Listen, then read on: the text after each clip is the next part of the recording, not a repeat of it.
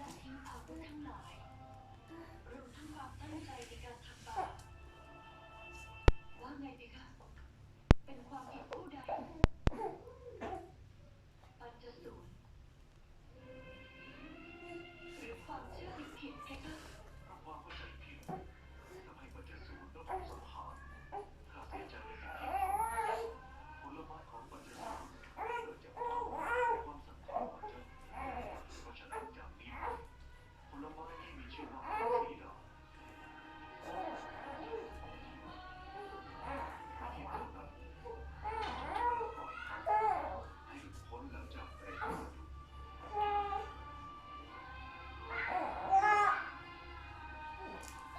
น่าร้ายน่าร้ายสิ่งที่ท่านกล่าวในเซตรยุคทุกวันนี้ก็ยังเป็นจริงบุรุษมักจะและอำนาจสตรีในอดีตน่าจะถึงปัจจุบันตอนนี้มีเพียงพระบาทที่ช่วยได้เพียงเขาที่จะเปลี่ยนแปลงแบบเดิมด้วยการกระทำให้ความเชื่อของเขา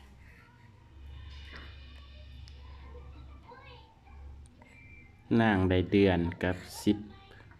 นางได้3 เดือนกับ10 มื้อขวมเลยบ่อยากนอนง่ายเลยเบิ่งความเพิ่นจองห้องนี่นางเคตาเพิ่นเบิ่งกล้อง